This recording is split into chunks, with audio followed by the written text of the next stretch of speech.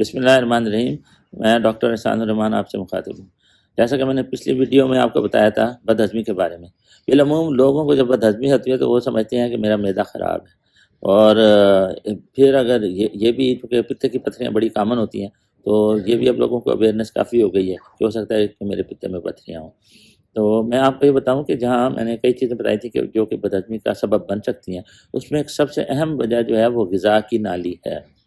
غذا کی نالی ایک مسکولر ٹیوب ہوتی ہے جس کا فنکشن یہ ہوتا ہے کہ جب ہم نگلتے ہیں تو خوراک کو منہ سے معدے میں لے کے چلی جاتی ہے۔ تو اس کے جو ایک حصہ کچھ حصہ نیک میں ہوتا ہے، کچھ سینے میں ہوتا ہے، اور کچھ حصہ اس کا ایبڈومن میں ہوتا ہے۔ تو ہوتا یہ ہے کہ جس وقت یہ غذا کی نالی پیٹ میں داخل ہوتی ہے تو ایک جھلی ہوتی ہے جو کہ پیٹ کو اور سینوں کو جدا کرتی ہے، جسے کہ ڈایافرام کہتے ہیں، اور اس ڈایافرام کے اندر ایک سوراخ ہوتا ہے جسے ایسوفیجیل ہائٹس کہتے ہیں۔ اس میں سے یہ ایسوفیگس گزرتی ہے اور یہ پھر جا کے معدے میں داخل ہو جاتی ہے،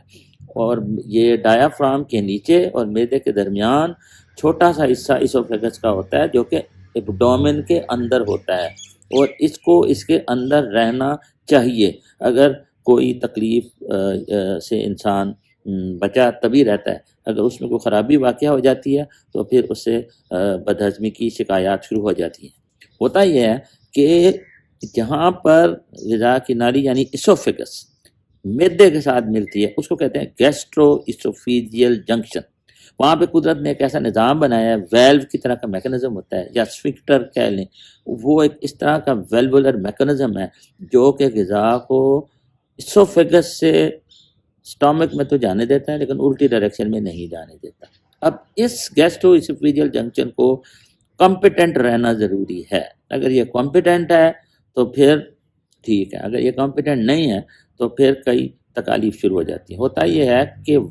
جب انسان 35 سال کا ہو جائے اور پھر اس سے عمر بڑھتی چلی جائے تو یہ جو گیسٹرو ایسوفیجیل جنکشن ہے اس کی کمپیٹنسی کم ہوتی چلی جاتی ہے۔ خاص طور پہ جو لوگ اوبیس ہوتے ہیں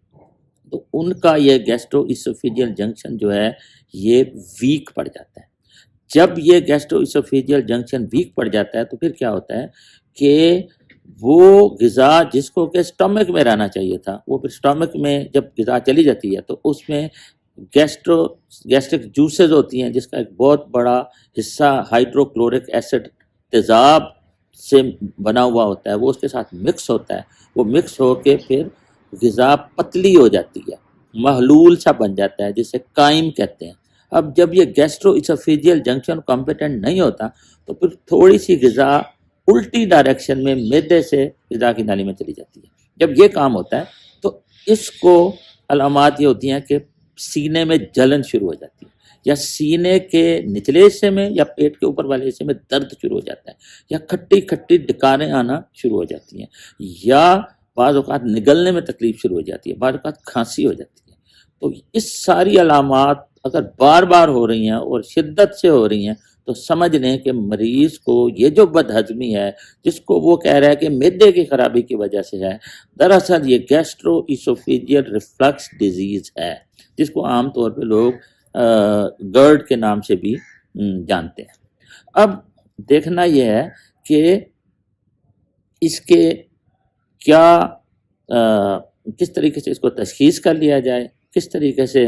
اس سے بچا جائے، اور کس طریقے سے اس کو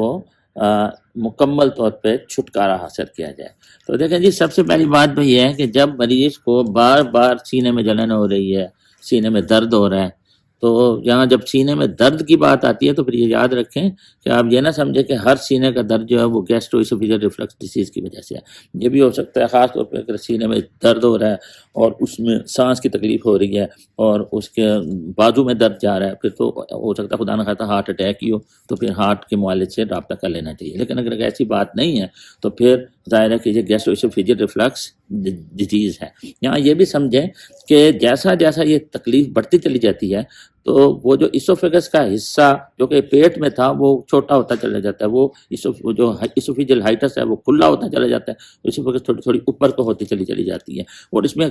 معدے کا تھوڑا سا حصہ بھی سینے میں چلا جاتا ہے، اس کو ہم کہتے ہیں ہائٹس ہرنیا۔ تو پھر یہ تکلیف اور بڑھ جاتی ہے۔ تو وہ ہائٹس ہرنیا ایس سچ بھی ہو سکتا ہے، لیکن اس کا ایک حصہ بھی ہو سکتا ہے، دونوں چیزیں بھی ہو سکتی ہیں، علامات بہرحال ملتی جلتی ہوتی ہیں۔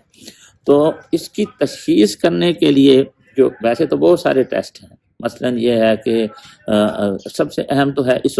اینڈوسکوپی، جس کو ہم گیسٹروسکوپی بھی عام طور پہ لوگ کہتے ہیں۔ تو یہ ایک سکوپ ہوتی ہے جو کہ منہ کے ذریعے سے ڈال دی جاتی ہے، کیمرہ سا ہوتا ہے، تو وہ جا کے غذا کی نالی کو بھی دیکھ لیتا ہے، اسٹامک معدے کو بھی دیکھ لیتا ہے، اور ڈوڈینم کو بھی دیکھ لیتا ہے، اور اگر کوئی مشکوک جگہ ہو تو اس میں سے بایوپسی بھی لے لی جاتی ہے۔ تو اس طریقے سے بیماری جو ہے وہ بالکل پکی تشخیص اس کی ہو جاتی ہے۔ الٹرا ساؤنڈ کا اس میں کوئی خاص عمل دخل نہیں ہے، ہاں چونکہ اس طرح کی ملتی جلتی علامات پتے کی پتھریوں کی وجہ سے بھی ہو سکتی ہیں، تو الٹرا ساؤنڈ کریں گے تو اگر پتے میں پتھریاں تو وہ پتہ چل جائے گا۔ اسی طریقے سے پی ایچ ہوتا ہے، پی ایچ اسٹڈیز ہوتی ہیں، مینومیٹری ہوتی ہے، کنٹراسٹ ایکس ریز ہوتے ہیں، سی ٹی اسکین ہوتا ہے، لیکن ان چیزوں کی عام طور پر ضرورت نہیں پڑتی۔ یہ پھر اس کنسلٹنٹ کا کام ہے کہ وہ اگر کہیں مناسب سمجھے گا اور کہیں اس کو کوئی اس میں کوئی تشخیص بنانے میں کوئی ایمبیگوٹی ہوگی تو پھر وہ یہ ٹیسٹ کرائے گا۔ اب جب یہ تشخیص ہو گیا کہ یہ گیسٹرو اسوفیجیل ریفلکس ڈیزیز ہے، تو پھر اس کے علاج جو ہے وہ اس طریقے سے ہوتا ہے کہ کچھ اس کے جنرل میئرز ہیں، کچھ اس کے لیے ادویات ہیں، اور اگر تمام کام ناکام ہو جائیں تو پھر سرجری ہے۔ تو جنرل میئر اس کے یہ ہے کہ آپ اپنے ایکسرسائز کریں، موٹاپے کو کم کریں، ہیلدی لائف سٹائل بنائیں، رات کا کھانا سونے سے کم از کم 2 گھنٹے پہلے کھا لیں، اس لیے کہ دن کو تو بندہ چلتا پھرتا ہے تو پھر یہ گریویٹیشن افیکٹ کی وجہ سے غذا نیچے کو چلتی جاتی ہے، لیکن رات کو جو بندہ سو جاتا ہے ڈائفرام اوپر کو ہو جاتا ہے، اسٹامک اوپر کو ہو جاتا ہے، یہ جو گیسٹرو اسوفیجیل جنکشن ہے یہ اور ریلیکس ہو جاتا ہے۔ یا جب ہیوی میل کھا لیا جاتا ہے یا شوربے والا کھانا رات کو کھا لیا جاتا ہے تو پھر یہ تکلیف رات کو زیادہ ہوتی ہے۔ تو آپ اپنے لائف سٹائل کو ٹھیک کریں اور ان چیزوں سے پرہیز کریں جس سے کہ یہ تکلیف بڑھتی ہے۔ دوسرا میڈیسنز ہیں، وہ یہ عام دوائیاں ہوتی ہیں جو کہ اینٹاسڈ یعنی کہ معدے کی تیزابیت کو کم کرنے والی کوئی بھی دوا کھائیں گے اس سے آرام آئے گا۔